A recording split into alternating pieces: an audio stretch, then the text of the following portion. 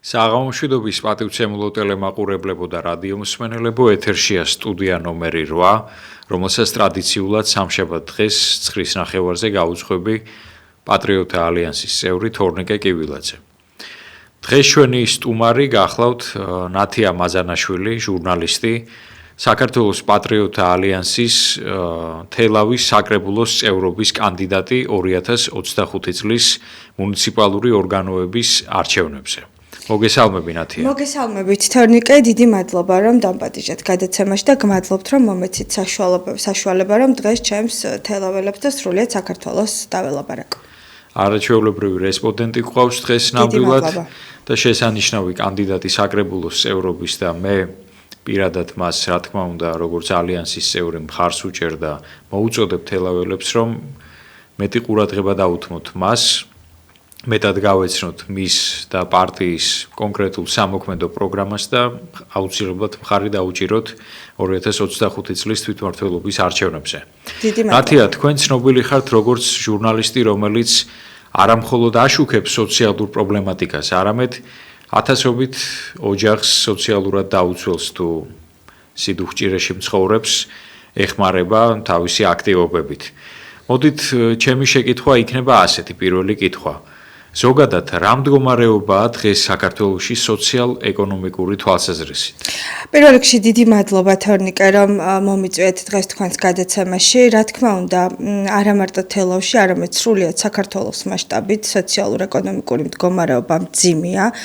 მე პირადად და ჩემი გუნდი დაახლოებით 60,000-ზე მეტ ოჯახში ვართ სოციალურად დაუცველი და იმ ოჯახებში კიდევ ვისაც სოციალური სტატუსი უსამართლოდ მოუხსნეს, ეს არის მნიშვნელოვანი შესულები. ჩვენ მოვისმინეთ და ვისმენდით ადამიანების მძიმე სოციალურ ყოფას და რაც არ უნდა გასაკვირი იყოს, ყველაზე მეტი სოციალურად დაუცველი ოჯახი ცხოვრობს ჩვენს დედაქალაქში თბილისში. ანუ მე იმის თქმა მინდა რომ ერთი შეხედვით რომ ჩვენ გვეუბნება ხელისუფლება, ნახეთ როგორ გავალამაზეთ დედაქალაქი, ნახეთ როგორი ლამაზი არ არის ეს ასე. მე მინდა ვუთხრა ნებისმიერ ადამიანს აქვს საშუალება შეიხედოს იტალიურ ეზოში, შევიდეს ძველ აშენებულ სახლში და ნახოს უბრალოდ რა პირობებში ცხოვრობენ ადამიანები. დღეს სოციალურ დახმარებას იტალიურ ეზოში ცხოვრობ. კი ბატონო, სჭირდება ამ სახლებს რესტავრაცია, არის კიბის პრობლემა ძირითად შემთხვევაში, რემონტზე ზედმეტი აქ საუბარი გამაგრებაზეა უფრო რომ ადამიანები, მაგალითად ღმერთმა დაგვიფაროს ან არ მოხდეს მიწისძვრა, ან ცუდი ამინდი რომ რაღაც უბედურება არ მოხდეს. ძალიან ცუდ პირობებში ცხოვრობენ დღეს იტალიურ სახლებში ადამიანები და ამ ყველაფერს სჭირდება მიხედვა. საჭიროა ძირეულად კომისიის შექმნა და ძირეულად ამ სახლების მოკვლევა. სერიოზულად უნდა მიუდგეს, ვინც იქნება ჩვენი დედაქალაქის მერი ამ საკითხს, იმიტომ რომ არ მოხდეს უბედური შემთხვევები და სამწუხაროდ მოხდა, რამდენიმე თვის წინ ჩვენ ნახეთ ვაგზლის მოედანზე რაც მოხდა, გასაგებია მერე მიდის ხოლმე თავის მართლება, ჩვენ შევთავაზეთ არ გამოვიდნენ. არა, ეს ასე არ უნდა ხდებოდეს, კანონიც უნდა შეიცვალოს, იცით? თუ კი ადამიანი საფრთხეშია, მაშინ ზუსტად ის პირობები უნდა შესთავაზოს თორნიკე, რომ იმ ადამიანსაც მოერგოს, ხომ? მაგალითად მე ვცხოვრობ, პირობითად ვიძახი, ან თქვენ ცხოვრობთ იტალიურ ეზოში. და არის სახლი ავარიულ მდგომარეობაში. მე მაქვს დავუშვათ 120 კვადრატი. მოდის ხელისუფლება და მთავაზობს, რომ სხვა ადგილზე ან სხვა კორპუსში თქვენ შემდეგ შეგხვდებათ 60 ან 70 კვადრატი. ეს ასე არ ხდება. არასამართლიანად ნაწილდება და იმიტომ არ თანხმდებიან. მოდი დღეათ ვისაუბროთ ეს ხალხი. მე ძალიან ბევრ ოჯახში ვარ, ასეთ ოჯახში შესული და პირდაპირ მეუბნებოდნენ, რომ ჩვენ მაგალითად ერთმა ქალმა სოლოლაკში მითხრა, რომ 2 ბიჭი მყავსო. და ფიზიკურად ვერ დავთანხმდებიო, რომ 60 კვადრატი მომცემ ბინაო. ამიტომ არ გავალო, მოკვდები აქო. ეს არის ჩემი სახლი. ამიტომ ხელისუფლებამ უნდა შექმნას კომისია, რატომ თუ კი ადამიანს 120 კვადრატი აქვს, შენ რატო უკარგავ, ხო? მიეცი მაშინ იგივე რაოდენობის და ისიც მოგიწერს იმ ფურცელზე ხელს და გამოვა იმ სახლიდან და შენ გაუკეთებ რესტავრაციას. მაგრამ გადაანაწილებ, იცი, არასამართლიანად. რაც შეეხება სოციალურ მდგომარეობას, მე თემიდან გადავუხვიე, ძალიან ბევრი ღატაკი ადამიანი ცხოვრობს. სოციალურ დახმარებას რიცხვი რომ გითხრათ თუ გახსოვთ თბილისში დაახლოებით საუბარი არის ასობით 1000 კი ბატონო ძალიან ბევრი თუ არ ვცდები ბოლო მონაცემებით 80 აი არ მახსოვს ზუსტად მონაცემები, მაგრამ ძალიან ბევრი ადამიანი ცხოვრობს თბილისში, ღატაკი იცით, ეს მონაცემები იცვლება და სამწუხაროდ სოციალური მე არ მინდა რომ ტყუილი გამომივიდეს ან შეცდომაში შევიყვანო მაყურებელი, მე ამას გეუბნებით 2023 წლის მონაცემებს, აღარ აქვეყნებს სამინისტრო ამას. მე ერთ სტატისტიკურ მონაცემს ვიტყვი თქვენი ნებართვით. ბოლო კვლევებით, რომელიც მე ინტერნეტში ვნახე და გავეცანი, 152,000 ადამიანი მუშაობს 600 ლარზე ნაკლებ ხელფასზე. ეს გასაგებია, მაგრამ არ ამბობენ თვითონ რამდენი სოციალურად დაუცველი და ღატაკი ადამიანი ყავს. 2023 წლის მონაცემები იყო შემზარავი, იმიტომ რომ 164,000-ზე მეტი ადამიანი იყო ღატაკი და 2024 და 25 წელს ვინაიდან არ მაქვს მე მონაცემები, არ მინდა მაყურებელი შეცდომაში შევიყვანო.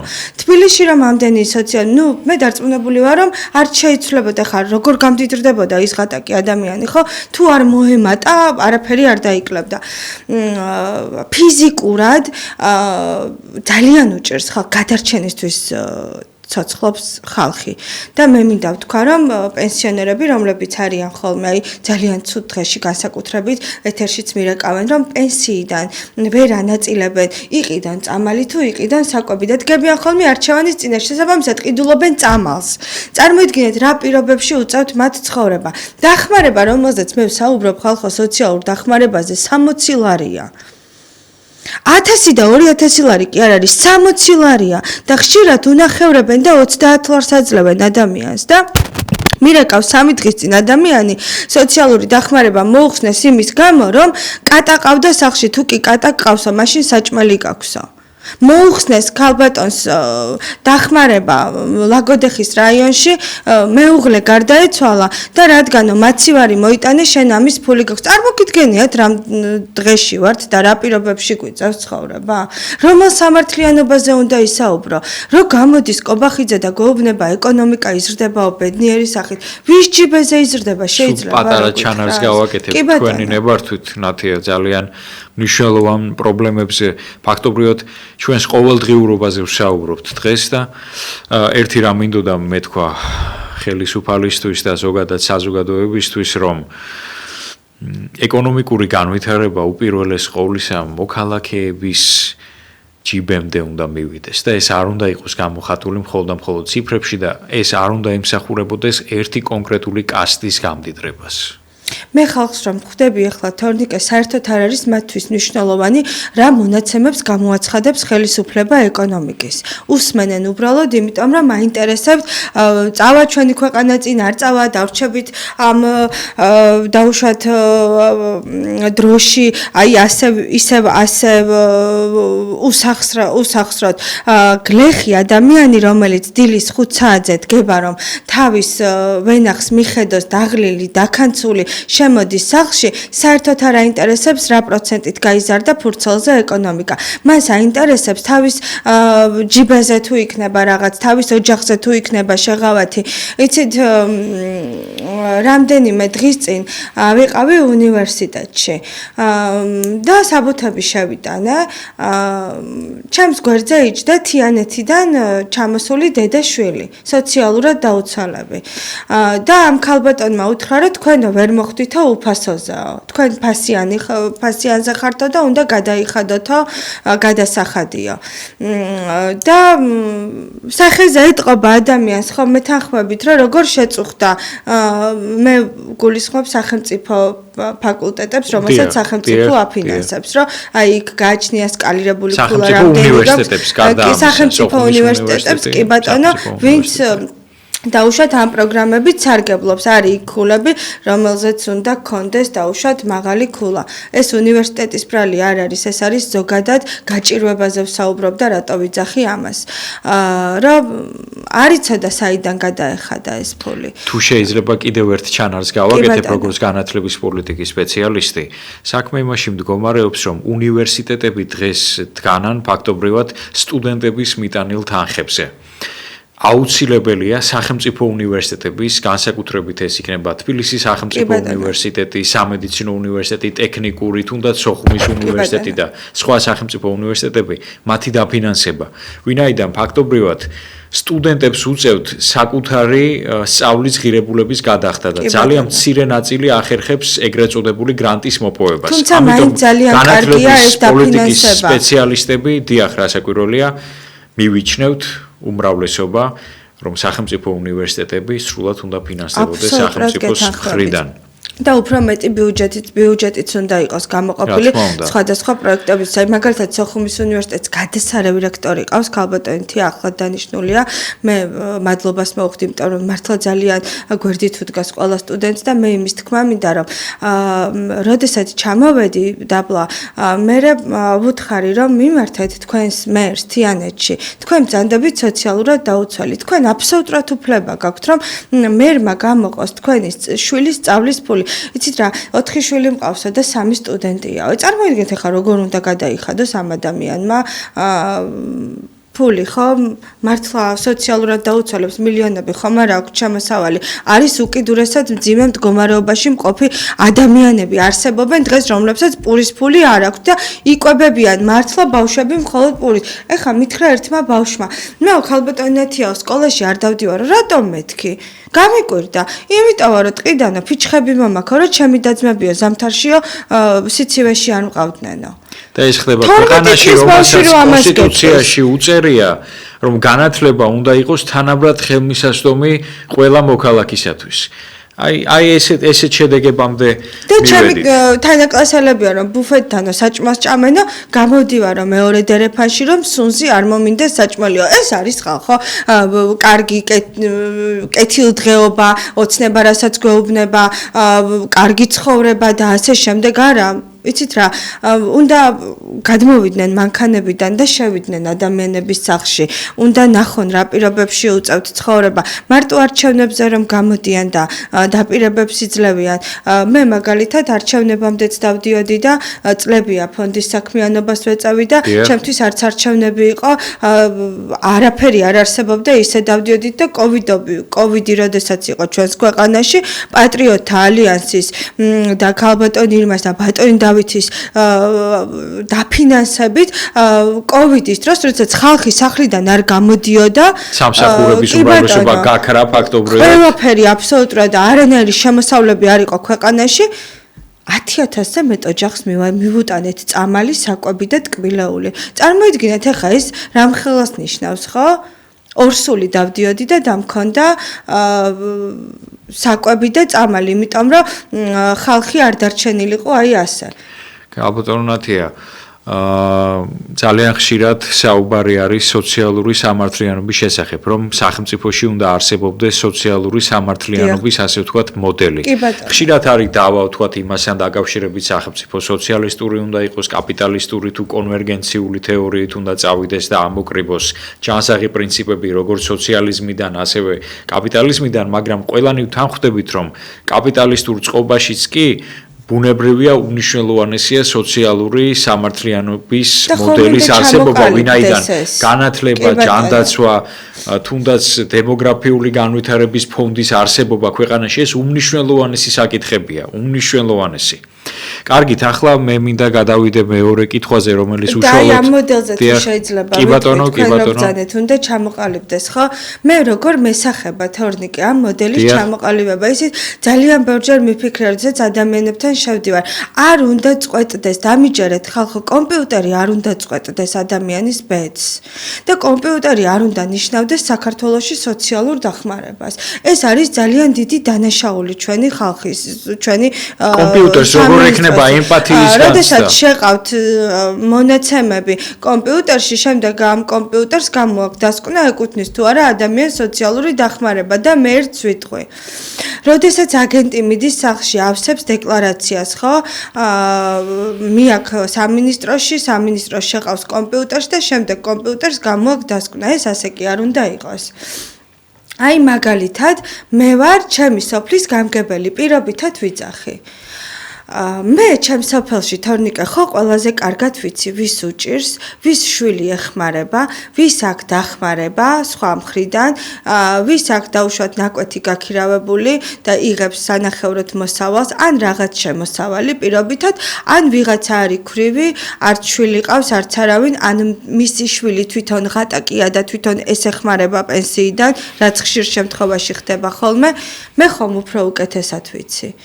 მოდი სხვანაირად უფრო მეტი დრო დაუთმე შენი სოფლის გამგებელს, ოღონდ აქ ერთი სხვა მხარეც არის დასაფიქრი იმ კუთხით, რომ აი ქრთამის აღება არ მოხდეს და უშუალოდ იმ გამგებელმა იმაზე რამე არ თქვას, იმას ეკუთვნის, ამას არ ეკუთვნის, ეს კანონი უნდა კაცრად უნდა ჩამოყალიბდეს ეს და რამდენიმე ადამიანი უნდა შეიკრიბოს, იკრიბებოდეს და წყვეტავდეს იმ სოფელში, ვის ჭირდება ნამდვილად სოციალური დახმარება. იცით რა, მე მინახავს გამგებლები, რომლებსაც ჩემთვის მართლა აი გულწრფელად ვიძახი, უთქვამთ, რომ აი ჩვენც ვიცით რომ უჭირთ, მაგრამ რა გავაკეთოთ, ეს იმართება თბილისიდან, ეს ამას მართავს კომპიუტერი. ჩვენ ამას ვერაფერს ვერ შველით. როგორ შეიძლება ტექნიკურ საშუალებას ჰქონდეს ემპათიის, თანაგანცდის გრძნობა? ეს ხომ წმინდად ადამიანური მოვლენაა, იმ პირობებშიც კი, როდესაც ვითარდება ხელოვნური ინტელექტი და რიგი პროფესიები კი არა, პროფესიების უმრავლესობა შეიძლება საერთოდ გაქრეს. ამ შემთხვევაშიც კი კეთდება ასეთი განაცხადი, რომ აი მაგალითად ფსიქოლოგის, იგივე მმართველის, პედაგოგის პროფესია ვერ ჩანაცვლდება, იმიტომ რომ კომპიუტერულ საშუალებას ემპათიის, თანაგანცდის უნარი არ გააჩნია. მოდით მე მეორე კითხვას დაგისვავთ, უშუალოდ რაც შეეხება თელავს. თელავში ამჟამად როგორი სოციალურ-ეკონომიკური კონტექსტია შექმნილი? საერთოდ სხვა რაიონებისგან განსხვავებით თელავში ძალიან მშრომელი ხალხი ცხოვრობს. მე არავის შეურაცხყოფას არ ვაყენებ, უბრალოდ თელავში მეტი და თელავის რაიონში მეტი შესაძლებლობაა, რომ ადამიანებს ვენახები აქვთ და ყურძანზე ვასულიან ამ კუთხით, რომ არის სამუშაო, ვიდრე აი მაგალითად დასავლეთში ხო არ მოდის ისეთი რქაწითელი, როგორც კახეთში მოდის, ხო? ამიტომ აი ვინც არ არის პენსიამდე მისული, ან ვინც პენსიონერია, აქვს თავიანთი ვენახები და მუშაობენ. თუმცა, რა თქმა უნდა, სოციალური ვითარება არის ძალიან მძიმე, არის სოფლები, სადაც ძალიან უჭირს მოსახლეობას და ძირითადი პრობლემა თორნიკე არის უმუშევრობა. რომ არ არის სამსახურები, იმიტომ რომ ყველას არ შეუძლია ფიზიკურად შრომა. ყველას არ შეუძლია, ზოგი არის შემოპირი, ზოგი ავადმყოფია, ზოგს ესე მთელი დღე დატვირთული მუშაობა. ან ქალაქში არ არსებობს შესაბამისი ინფრასტრუქტურა, შესაბამისი წარმოება, რომ თუმცა არიან ძალიან პროფესიონალი ადამიანებიც, ხო, რომლებმაც თაობები გაზარდეს, სხვადასხვა დარგის სპეციალისტები და როდესაც მიდიან სამსახურში და არიღებენ, ეს არის ჩემი აზრით ძალიან დიდი დანაშაული. მას შეუძლია რომ ახალგაზრდა გაზარდოს, ცოდნა მისცეს, გამოცდილება მისცეს და ის ადამიანიც უნდა გამოიყენოს ქალაქმა, ვინც მეტი იცის, ვინც დაუშვათ თავისი პროფესიით მეტი იმუშავა. კიდევ მე მინდა ყურადღება გავამახვილო, რადგან ეხა თელავზე ვსაუბრობთ, მე თელავის მაგალითიდან ვიტყვი და ალბათ სხვა რაიონებში მსგავსი ხდება.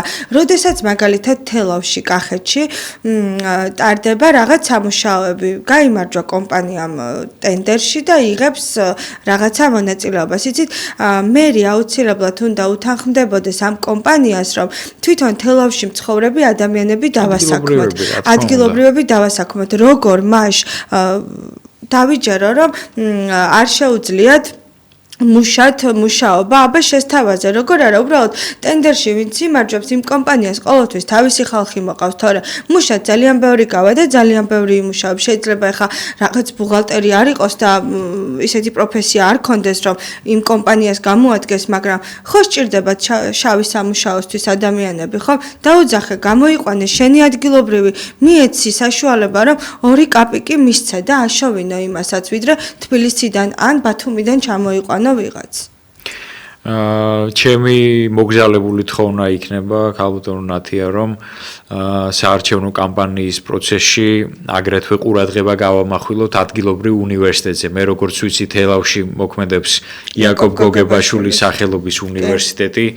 და სახელმწიფოს ერთ-ერთ უმთავრეს მიზანს უნდა წარმოადგენდეს ყველა არსებული უნივერსიტეტის და განსაკუთრებით არა მხოლოდ თბილისის, არამედ სხვა ქალაქების, სხვა რეგიონების უნივერსიტეტების განვითარება, მათი დაფინანსება, ვინაიდან ძალიან ხშირია შემთხვევა, როდესაც ვთქვათ, რაიონიდან ან სხვა ქალაქიდან წამოსული სტუდენტი ვერ ახერხებს ვთქვათ საყოფაცხოვრებო ხარჯების დაფარვას თბილისში და ამიტომ მნიშვნელოვანია, რომ უნივერსიტეტის ფილიალები თუ სხვა უნივერსიტეტები რეგიონებში და სხვა ქალაქებში აუცილებლად განვითარდეს, რათა აი ეს ყბადაღებული პრინციპი, რომელიც გვიწერია კონსტიტუციაში, რომ ყველა მოქალაქისათვის განათლების მიღება უნდა წარმოადგენდეს თანასწორ ასე ვთქვათ უფლებას და სამართლიან უფლებას სრულად იყოს ასე ვთქვათ ორგანიზებული.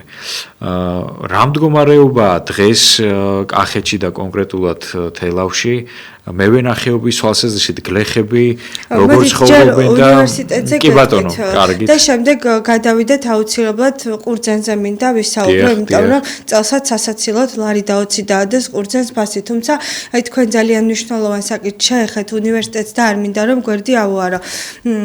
რატომ მოდიან თორნიკე ბავშვები, რომლებიც აბარებენ უნივერსიტეტს, რატომ არჩებიან დაუშვათ თელავში, გორში, ქუთაისში და ასე შემდეგ და რატომ მოდიან დედაქალაქში? მოდით მე გეტყვით.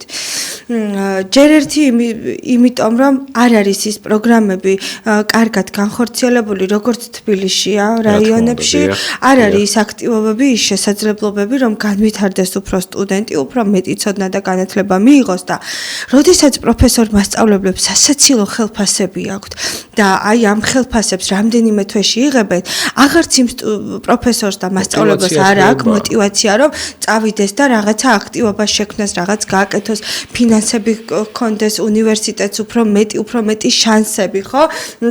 მივცეთ რომ რაღაც თუნდაც გასვლებიც გააკეთოს, რაღაც ცდებიც გააკეთოს. ძალიან მიზერული თანხები აქვს დღეს რაიონის უნივერსიტეტებს და შესაბამისად მოდიან თან როგორ, აი წარმოიდგინეთ, ბინა არ აქვს, ბინის ქირა უნდა გადაიხადონ. წარმოიდგინეთ, ხა ოჯახი როგორ წვალობს, რომ ეს სტუდენტი თბილისში შეინახოს და დამატებითი ხარჯი გამონახოს ამისთვის. რატომ? როცა შეუძლია სახელმწიფოს, რომ ეს სტუდენტები ჩვეულებრივად თავიანთ რაიონებში სწავლობდნენ, ამაზე დიდი ბედნიერება არაფერი არ არის. მე ვარ 90-იან წლებში დაბადებული და მე მახსოვს თელავის უნივერსიტეტი ერთ დროს როგორი იყო და რამდენი სტუდენტი იყო. აი თუნდაც დედაჩემს აქვს სურათები გადაღებული მარტო კიბეზე, რო დგას, უკან რამდენი სტუდენტია და რამდენი ადამიანია. აბა გაიარეთ დღეს თელავის უნივერსიტეტში, ცარიელია. რამდენი სტატუს შეჩერებული სტუდენტი გვყავს, როგორც ვიცი, 16,000-ზე მეტია საერთო ჯამში, მაგრამ აქედან ვინც თანხის უქონლობის გამო არის, გადაუხდელობის გამო სტატუს შეჩერებული, ეს სტუდენტები ხო დაახლოებით 8,000-9,000-ზე ადის, ხო, მონაცემები. რატომ არ უხდის სახელმწიფო ამ სტუდენტებს დავალიანებას? თუ კი სწავლა არის ქართული ოცნებისთვის და განათლება პრიორიტეტი, მე თქვენ გეკითხებით, გადაუხად, რატომ არ უხდის ადამიანებს, რომლებსაც სწავლას არიან მოწყურებულები. მე ვიცი ბევრი სტუდენტი, რომ თანხის გამო აქვს სწავლა შეჩერებული. ჩვენს არხზე მუშაობს არაჩვეულებრივი ქალბატონი, განათლების ექსპერტი ქალბატონი მანანა ნიკოლაიშვილი, რომელიც ძალიან ხშირად ძალიან სწორად აკრიტიკებს განათლების პოლიტიკას და მისგან მსმენია ერთი ასეთი თეზისი, რომ როგორ შეიძლებაო, ვთქვათ, სხვადასხვა უნივერსიტეტში ერთი და იგივე საფასური იყოს, ვთქვათ, სწავლების თვალსაზრისით. ან როგორ შეიძლება, რომ ვთქვათ, ექიმის მომზადებაც და ფილოლოგის მომზადებაც 2,250 ლარი იყოსო და აქედან გამომდინარე დაბალი ხელფასები აქვთ ლექტორებს. მე ერთსაც ვიტყოდი და მივმართავ ხელისუფლებას და შემდეგ თუ შესაძლებელი იქნება ამ გადაცემიდან ეს პატარა ამონარიდი ამოვიღოთ და იქნებ სოციალურ ქსელებში დავატრიალოთ. ბატონებო და ქალბატონებო, აუცილებელია სტუდენტებს ჰქონდეთ ნახევარ განაკვეთზე დასაქმების საშუალება. ვინაიდან სტუდენტების უმრავლესობა ვერ ახერხებს სწავლის საფასურის გადახდას და ელემენტარული საყოფაცხოვრებო პირობების უზრუნველყოფას. ეს კანონით უნდა იყოს გაწერილი. მე მახსოვს ბაკალავრიატში სწავლისას დანანებით გვეუბნებოდნენ ჩვენი ლექტორები, რომ რა ვქნათ დღეს ფაქტობრივად გახართ იმ არჩევანის წინაშე, ან იმუშაოთ, ან ისწავლოთ. და მე ვფიქრობ, რომ ორივე მოქმედების ერთდროულად განხორციელების საშუალება უნდა ჰქონდეს თითოეულ სტუდენტს. მაგალითად, გერმანიაში სასწავლო კურიკულუმი და სასწავლო პროცესი იმგვარად არის გადანაწილებული, რომ კვირაში 6 დღეს სწავლობენ, დღეში უნივერსიტეტში ატარებენ 4 საათს და შემდეგ შესაძლებლობა ეძლევათ, რომ ასე ვთქვათ, ნახევარ განაკვეთზე იმუშაონ და გარდა ამისა შეისწავლონ ის მასალა, რომელსაც აძლევენ უნივერსიტეტში. ჩვენც აი ამ მოდელით უნდა ვიხემძღვანელოთ, იმიტომ რომ ძალიან რთულია ბატონებო, როცა ოჯახს აქვს შემოსავალი 1000-2000 ლარი და ან უფრო ნაკლებიც საუბედუროთ და ყავს 4 შვილი, 5 შვილი, ან თუნდაც 3 შვილი, ან თუნდაც 2. ძალიან რთულია მათი უზრუნველყოფა შესაბამისი პირობებით. ძალიან ხშირია შემთხვევები, როდესაც სტუდენტები ერთად ქირავობენ სახლს იმისათვის, რათა გაინაწილონ მისი გადასახადი და არ შემიძლია არ გამოვეხმაურო TikTok-ზე წავაწყდი ერთ ასეთ ვიდეოს, ახალგაზრდა მამაკაცი, ახალგაზრდა ყმაწვილი გამოსული იყო და ამბობდა, რომ სულ რაღაც 500 ლარი მაქვს ბიუჯეტი იმისთვის, რომ თბილისში სახლი ვიქირავო და ფიზიკურად ვერ მივაგენი ისეთ სახლს, რომლის დაქირავებასაც შევძლებდიო. უნდა არსებობდეს სტუდენტური საცხოვრებლები, მაგრამ ეს უნდა არსებობდეს, არ უნდა იყოს მხოლოდ სურვილი. კონკრეტულად უნდა გაიზარდოს განათლებისა და მეცნიერების სფეროს დაფინანსება. ხომ არ დაამატებდით თქვენ სათქმელს? თან მით უმეტეს, როდესაც ხელისუფლება საუბრობს იმაზე, რომ განათლება უნდა იყოს პრიორიტეტი, სწორად აი თუნდაც ქალბატონ ნიკოლაიშვილთან ერთად ამაზე მეტი კარგი ექსპერტი ვინ ყავს დღეს საქართველოში არც არავინ. კითხონ აზრი, ხომ? ჩამოყალიბდნენ სპეციალისტებს, შეხვდნენ, თუ თვითონ ვერ ფიქრობენ და არ იციან და არ ყავთ სპეციალისტები, აგერ ჩვენ გვყავს და გკითხონ მაშინ. და დააკვალიანებთ ქალბატონი მანანა როგორ და რანაირად, მაგრამ ქალბატონ მანაზე კარგი განათლების ექსპერტი და სპეციალისტი მე არავინ არ მეგულება. მე მინდა სოფლის მეურნეობაზეც ვისაუბროთ თუ არის სიამოვნებით ვისაუბროთ როგორ გესახებათ სოფლის მეურნეობის განვითარება და ამჟამად რა ვითარება ამ თვალსაზრისით კახეთში და სრულიად საქართველოში. ვარი და 20 ყურძენი, როგორც ახლა მითხრეს, მე რო ვიყავით ელოვში ჩასული, როგორც ყოველთვის, რა თქმა უნდა, ძალიან დაბალია თორნიკი, ალბათ დამეთანხმებით ხო? ფასი, ჩვენი კახელი გლეხის შრომა, ვასთან მუშაობა ძალიან რთულია, ძალიან ძნელია და დამეთანხმებით, რომ როგორი სათუთად უნდა სერიოზული რისკ ფაქტორი არის იმ კუთხით, რომ ადამიანებს ბანკებიდან აქვთ სესხები აღებული და ელოდებიან ახლა ყურძნის ჩაბარებას. ძალიან დიდი იმედი მაქვს, რომ ღმერთი გადმოგხედავს და ამინდები ხელს შეგვიწყობს ამ კუთხით, რომ კახეთში მშვიდობიანად და კარგად დამთავრდეს რთველი. ყურძნის ფასი ნამდვილად სასაცილოა, როგორც წინა წლებში და ყველაზე მთავარი პრობლემა სამწუხაროდ არის ის, რომ ქარხნებთან უწევთ მანქანებს ლოდინი, რიგებია, მთელი ღამე დგას მანქანა, შემდეგ ამ ყურძენს გასდის წვენი და აღარ იბარებს იმ ფასში, შეიძლება უფრო იაფშიც ჩაიბაროს და გლეხი წავიდეს ზარალში. ან შეიძლება მოხდეს ისეთი რაღაც, რომ მთელი ღამე არის რიგში და დილით უთხრან, რომ მე ვიკეტები და აღარ ვიბარებ. და შესაბამისად ძალიან ბევრი ადამიანი არის ზარალში ამ კუთხით. აი ეს არის დღეს ურთულესი პრობლემა კახეთში ყურძენთან დაკავშირებით.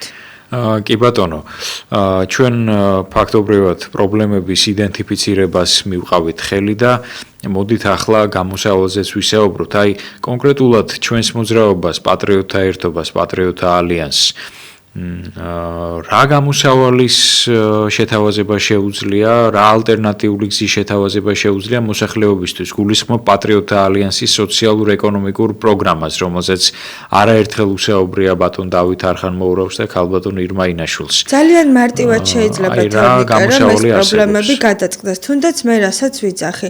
პირველ რიგში არის შესაძლებელი სოციალურად დაუცველთა მეთოდოლოგია.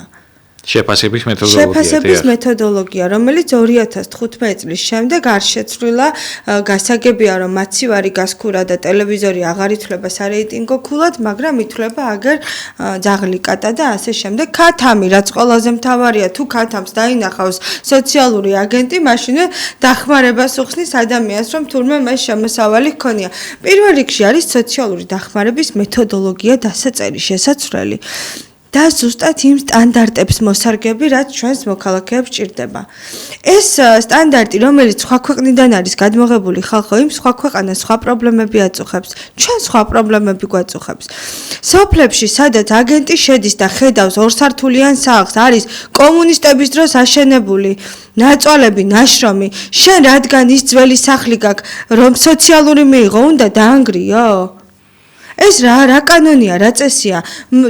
დავიჯერო ვერ ატყობს აგენტი, რომელ წელს არის და როგორ არის აშენებული. მე რო გავივლი, მე ხვდები დაახლოებით რომელ წელს არის ეს სახლი აშენებული. დავიჯერო ვერ ხედავს. როგორ შეიძლება usინათლო მოხუც ადამიანებს მოუხსნა შემწეობა, რითიც ისინი არსებობენ. 60 ლარი კიდევ თქვი არ არის მილიონი, მაგრამ ადამიანისთვის არის თორნიკა გადამწყვეტი ის 60 ლარი. ხშირ შემთხვევაში. აქ არის ამიტომ პირველ რიგში არის სოციალური მეთოდოლოგია შესაძლებელი. და ეს არ არის კომპიუტერის საქმე, კიდევ ერთხელ ვიმეორებ. ეს უნდა განიხილონ თვითონ სოფელში მცხოვრებმა ადამიანებმა. უნდა შეიქმნას კომისიები, შევიდნენ თითოეულ ოჯახში, ნახონ რა პირობებში ცხოვრობენ, შემოწმოს შემოსავალი, ხომ ყველაფერი შეუძლია ხელისუფლებას, ხომ რომ ნახოს, საიდან რა შემოსავალს იღებს არა? აუცილებლად ეს სისტემა არის პირველ რიგში შესაძლებელი. ამას ვლაპარაკობ უკვე წლებია, მაგრამ მართლა არავინ არ მისმენს. ჩვენ სულ რაღაც 10 წუთი დაგვრჩა გადაცემის დასრულებამდე და კიდევ რამდენიმე კითხვით მოგმართავთ, რაც უშუალოდ ახლა არჩევნებს შეეხება. ასე ვთქვათ, თელავის საკრებულოს წევრად არჩევის შემთხვევაში რა ძირითად საკითხებზე გაამახვილებთ ყურადღებას? ჯერ როდესაც დავასრულებ შემოვლას თელავის და თელავის რაიონის სოფლების და ყველა პრობლემას მოვინიშნავ, შემდეგ უნდა დავიარო და აი ეს პრობლემები სათითაოდ უნდა მოვაგვარო. მე ვპირდები ადამიანებს მხოლოდ ერთ რამეს, რომ ვიქნები მუდამ მათ გვერდით. როდესაც დამირეკავენ ტელეფონს არ გავთიშავ. თქვენ იქნებით ხალხის სხვა საკრებულოში. არ გავთიშავ და მე ვეცდები რომ მივიდე მასთან შევძლო მისი პრობლემის მოგვარება. წამალი არ ექნება, წამალს მიუტან. მე არ ვეტყვი რომ ეს ჩემი ვალდებულება არ არის ეს. მე ვიქნები ადამიანების ხმა. მე ვეცდები რომ მათი პრობლემები მოვაგვარო, მაგრამ ერთ რამეს ვპირდები რომ აუცილებლად ვუპასუხებ ყველას, მივიღებ, შევხვდები, მივალ და არჩევნები არ იქნება ჩემთვის პრიორიტეტი, რომ შევიდე უბნებში და შემოვიარო. როგორ მე თუ შევალ თელავის საკრებულოში, როგორ არ ჩავალ ჩემ სოფელში, არ ჩავალ სხვა სოფლებში, არ ვიკითხავ ხალხის მდგომარეობას? ეს არის გამორიცხული. ყველა მიცის ჩემი ნომერი განსაკუთრებით კახეთშიც მირეკავენ, აქამდეც ვცდილობდი რომ დავხმარებოდი ადამიანებს. იცით რა, თუ მონდომება ყველაფრის გაკეთება შეუძლია ადამიანს. მთავარია რომ ხალხიც დამიდგეს გვერდით და გააფერადოს 8 ნომერი არჩევნებზე. პირველ რიგში არჩევნებზე მისვლა არის თორნიკე აუცილებელი. დამიჯერეთ თუ ყველა ერთად ვიქნებით, ვერავინ ვერ მოგვერევა, ამიტომ ყველამ, არა მარტო თელავმა, სრულიად საქართველომ, ეს ეხება დასავლეთს, ეს ეხება აღმოსავლეთს, ეს ეხება ჩვენს დედაქალაქს. სრულიად საქართველომ უნდა გააფერადოს 8 ნომერი. ჩვენს კანდიდატებს უნდა დაუჭიროს მხარი და შემდეგ ჩვენი მოქალაქეებიც ნახავენ თუ რას გავაკეთებთ, როგორ გავაკეთებთ, მოგცენება შანსი შევიდეთ და ვნახოთ, ხო? ვნახონ ჩვენც რა რის გამკეთებლები ვართ, როგორ ეს უკვე ხალხზეა დამოკიდებული, თუმცა მე კიდევ ერთხელ მოვუწოდებ, რომ 8 ნომერი უნდა გააფერადო. აი ძალიან ხშირია სამწუხარო შემთხვევა, ეს ბუნებრივია, ნათია. მოქალაქეების ნაწილი ამბობს, რომ აი რა აზრი აქვს ზოგადად არჩევნებში მონაწილეობის მიღებას. ძალიან დიდი აზრი აქვს. შეიძლება ორი გზა არსებობს, ორი ძირითადი გზა არსებობს ხელისუფლების ცვლილების. ეს არის არჩევნების გზით ხელისუფლების ცვლილება და არსებობს უკიდურესი ფორმა, როდესაც ხალხს აქვს რევოლუციის, ასე ვთქვათ, ორგანიზების უფლება. ღმერთმა დაგვიფაროს ამ გზისგან. არჩევნებში მონაწილეობას სწორედ იმიტომ ვიღებთ, რომ ეს არის ერთ-ერთი ყველაზე მნიშვნელოვანი, საჭირო, აუცილებელი და ასე ვთქვათ, კანონიერი, ლეგიტიმური და უსაფრთხო გზა იმისათვის, რათა ხელისუფლებაში მოვიდნენ პატრიოტული ძალები, ასე ვთქვათ და რაც უფრო მეტი ამომრჩეველი მივა საარჩევნო უბნებზე და ხარჯს დაუჭერს ოპოზიციურ პარტიას, ამ შემთხვევაში ჩვენ რასაკვირველია საუბარი გვაქვს პატრიოტთა ალიანსზე, მით უფრო ნაკლები შანსი იარსებებს არჩევნების გაყალბების. ვინაიდან რაც უფრო მეტია აქტივობა, მით უფრო მეტად ეშინია ხელისუფალს გაყალბების, იმიტომ რომ კარგი გამოთქმა არსებობს ლათინებს ჰქონდათ ასეთი გამოთქმა კონტრაფაქტუმ non datur argumentum, ფაქტის წინაშე არ არსებობს არგუმენტი. როდესაც ხელისუფლება დადგება იმ ფაქტის წინაშე, რომ საზოგადოების ძალიან დიდი ნაწილი გამოვა ქუჩებში და მოაწყობს მშვიდობიან დემონსტრაციებს, შემდეგ იქ უკვე ცხადი გახდება, რომ არჩევნები გაყალბდა. ბოლო 5 წუთი ძალიან დიდი შანსი აქვს ახლა მოსახლეობას, რომ სწორედ არჩევნების გზით შეცვალოს ის, რაც მას არ მოსწონს და აუცილებლად უნდა მივიდნენ არჩევნებზე. მე ვეთანხმები თორნიკეს, რა თქმა უნდა, თქვენი მისვლა არჩევნებზე არის პრინციპულად მნიშვნელოვანი. იმიტომ რომ ჩვენ რაც არ მოგწონს 4 ოქტომბერს აუცილებლად უნდა შევცვალოთ და ამისთვის უნდა გააფერადოთ 8 ნომერი. კი ბატონო, აი ბოლო 5-6 წუთი დაგვრჩა და ბოლო კითხვებით მოგმართავთ.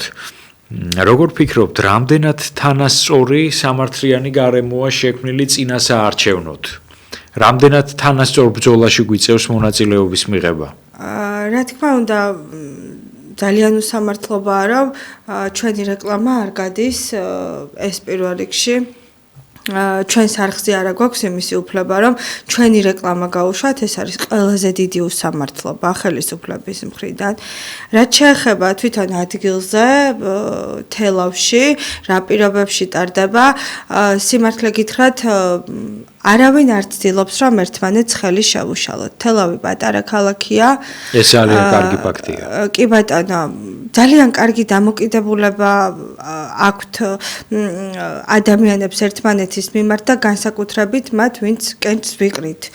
მე ერთი შემთხვევაც არ შემხედრია, ნამდვილად მე ცხოვრებაში ტყუილი არ მithქვამს და ვერ ვიტყვი, რომ მე ვინმე ხელი შემიშალა. არა და ძალიან დიდი იმედი მაქვს თორნიკე, რომ ეს ბოლომდე გაგრძელდება. თუ არ გაგრძელდება, რა თქმა უნდა, ამასაც ვიტყვი, მაგრამ ჯერჯერობით მსგავსი ფაქტი არანაირად არ დაფიქსირებულა. პოლიტიკურმა პარტიებმა და მათმა ამომრჩევლებმა აუცილებლად უნდა გააცნობიერონ, რომ საქართველო ეკუთვნის არა ერთ კონკრეტულ პარტიას და ერთ კონკრეტულ ადამიანთა კასტას, ბოდიში მომითხოვია ამ ტერმინის გამოყენებისათვის, არამედ სრულიად ქართველ ერს.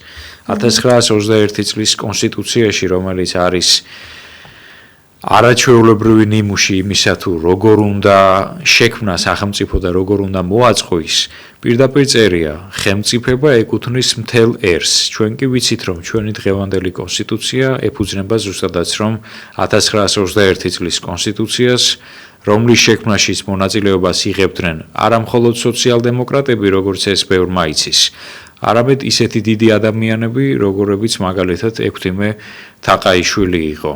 შესაბამისად, აუცილებელია, რომ სამართლიანობის, თანასწორობის, ფუნდამენტური დემოკრატიული პრინციპების საფუძველზე, ასე ვთქვათ, მოეწყოს სახელმწიფო და ძალიან ხშირად არის იმის შემთხვევა, როდესაც დემოკრატიას აკრიტიკებს მავანი. დემოკრატიაში არ არის პრობლემა ბატონებო, პრობლემა არის დემოკრატიის არარსებობაში და ფიქტიური დემოკრატიული ხატის შექმნაში. ვინაიდან დიდი ქართველი მწერალი და დიდი ქართველი საზოგადო მოღვაწე გრიგოლ რობაქიძე, რომელიც თავის ერთ-ერთ გამოსვლაში მიმართავს ახალგაზრდობას და სოციალურ ქსელებში თუ სხვადასხვა ვებგვერდზე თქვენ შეგიძლიათ ნახოთ ეს მიმართვა, მისი ცნობილი მიმართვა ახალგაზრდობისადმი, ამბობს, რომ ნამდვილი დემოკრატია ეს არის ხალხური ხალხოკრატია, როდესაც ხალხს ეკუთვნის სადავეები და ხალხს ეკუთვნის იმის უფლება თუ ვინ მიუშვას ამ სადავეებთან. შესაბამისად, ჭეშმარიტი დემოკრატია არის ხალხური ხალხოკრატია და არა ის ლიბერალური დემოკრატია, რომელიც თავს მოგვახვიეს და რეალურად დემოკრატიის დროშით, დემოკრატიის წინააღმდეგ მიმდინარეობდა ბრძოლა და არ შეგვიძლია არ შევეხოთ მიმდინარე მოვლენებს. ბოლო 2 წუთი დაგვჭა ნათია და როგორ მიგაჩნიათ ზოგადად რა უნდა გაკეთდეს იმისათვის, რომ აი ამ პოლიტიკური კრიზისიდან ქვეყანა გამოვიდეს? ყველაზე მეტად თორნიკე რაც მნიშვნელოვანია, მე განვიცდი, რომ ადამიანებს რამე არ ეტკინათ, არ დაშავდნენ და რაიმე უბედურება არ მოხდეს. ეს არის ჩემთვის ყველაზე მნიშვნელოვანი. დანარჩენი, რა თქმა უნდა, არც ხელისუფლების აქციელია მოსაწონი და არც ოპოზიციის ამ შემთხვევაში როგორც იქცევიან, ხომ? არსებობს მშვიდობიანი გზა, ამ შემთხვევაში არჩევნები, არსებობს სხვადასხვა მეთოდები და არა ერთმანეთის ცემა ტყება, ეს არის ჩემთვის ყოვლად მიუღებელი. და აგრესია. ძვირფასო ტელემაყურებლებო და რადიო მსმენელებო, მე მინდა მადლობა გადაგიხადოთ იმისთვის, რომ თვალი მიადევნეთ და უსმინეთ ჩვენს გადაცემას.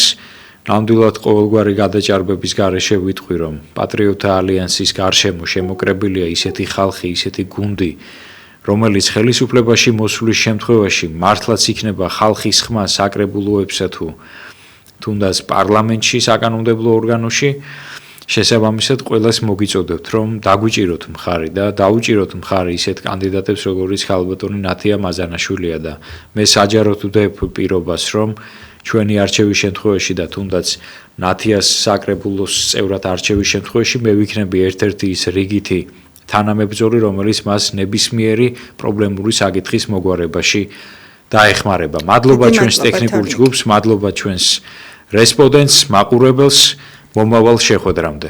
ნახვამდის.